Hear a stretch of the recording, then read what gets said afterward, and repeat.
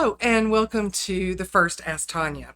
I am Tonya Whittington and I am the CEO and founder of Aurora Automations. And today is our first video of Ask Tonya, where we have one question that we're going to answer. So if you have any questions that come up along the way through watching this video, please be sure to post them in the comments below and we will make sure to try to get those answered for you. And if your question is chosen to be featured in one of our videos, then we will promote your business not only in the video, but also in the description below, as well as on our social media and our website. So let's get started. The first question today is from Natasha Orumbie of No Cakes Are Better, which is located in the United Kingdom. And her question is, how do you make sure that your audience is segmented from the very start so they can get the right follow-up communication? Well, Tasha, that is a great question.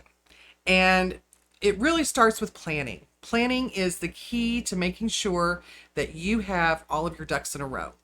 So when we are opening up our funnel to bring people in, we, a lot of times, depending on what type of lead generation, lead magnet, etc., that you're using, you could have quite a few people come in at one time, hundreds or thousands even. And so making sure that these people are tagged appropriately when they come into your email platform is really key to keeping them in the right path that you have set for them. So before you should open up any kind of funnel and turn on the flow, you need to do a little bit of planning. And the best thing to do is to map out what that journey is that you want that potential customer to go through. So let me explain a little bit more. When you create a customer journey, you are basically starting with whatever lead magnet that they're using to come into your world.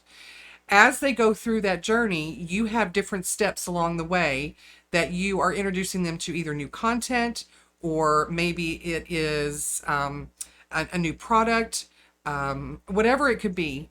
It could be anything along the way that you want to give them in bits and pieces to make sure that they're consuming your content on a regular basis, that it's not overwhelming and it's not salesy. So as they are continuing to consume this content, you are keeping track of all of that in their customer profile. And if you tag things appropriately that they consume, if they click on a particular link to download a lead magnet, or maybe they've clicked on a link to read one of your blog posts, or maybe they've clicked on a link in one of your emails to take them to a social media post or a video, etc. All of those things should be tagged appropriately so that way it puts it into their customer profile and you know that they have consumed that content. So what does that do for you? That allows you to know what they're interested in. Now, if you go back a little bit to when we're mapping out this customer journey, when they first come into your world, a really great way to find out what their particular interests are is to ask. Just ask a question. Maybe when they get the first email welcoming them into your world, you can give them a link to a small survey that allows them to choose the content that you provide that they're interested in. And what does that do? If it's tagged appropriately, it allows you to know exactly what they want to learn about. So that way you're not sending things to them that don't make any sense or that they don't care about, or maybe they already know about. But something that you had originally that you offered made them click on your link to begin with. So you want to make sure that you're offering that information continually throughout their journey, but also giving them value. So that means adding an additional blog post or an additional freebie, or whatever it is in your world that makes sense for them to consume, that continues to give them little wins along the way. If you're tagging that content that they're consuming, then you're going to know that they're continuing to be interested. Now, another great thing to do is permission-based marketing. Permission-based marketing simply is what it says. You're asking permission to send them information about things that they might be interested in.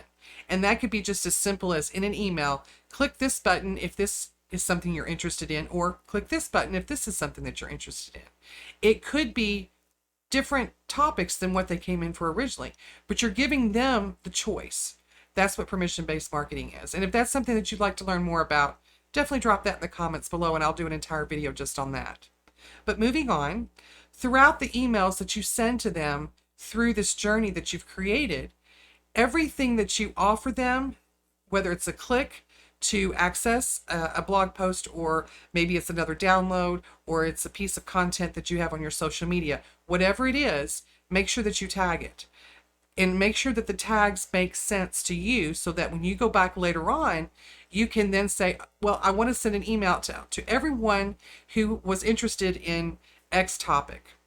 If that topic then is tagged appropriately throughout the journey, when you go to send that email to just those people, you're sending it to people who really want to learn about it. And by doing the planning at the beginning, that allows you then to do the permission-based marketing later on.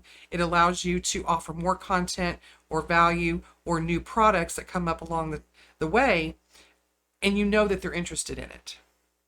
The other thing is that if in the future you want to do some online advertising, like on Facebook, having the appropriate tags allows you then to create lookalike audiences. Or maybe you have an online store and you want to be able to follow up with someone if they were viewing a certain page on your site, or they had an abandoned cart. Making sure that those things are tagged appropriately also allows you to offer then other things that they might be interested in that they didn't see on their first visit or their last visit. So all of this ties in together.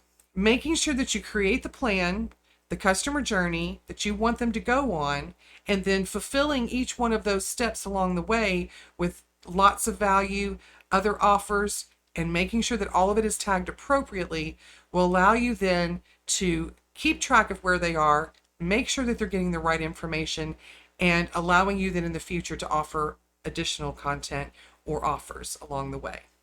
So I hope that you found that helpful, Tasha, and I want to thank you so much for submitting your question. We want to make sure that we're here for you to offer answers that make sense and that can really truly help your business grow. So drop your question in the comment below. Make sure that you check out the description and click on Tasha's links. Check out our social media, and those links will be below as well. And if you feel like that you would like to ask a question, then we would be more than happy to answer it. So if you found this video to be helpful, please give us a like, hit the subscribe button, and make sure you follow us on our social media channels. And if you would like to see more of these questions answered in the future, make sure you hit the notification bell so you'll know when we have a new video come up. Thanks so much for watching again today. We really appreciate you, and we look forward to seeing you next time.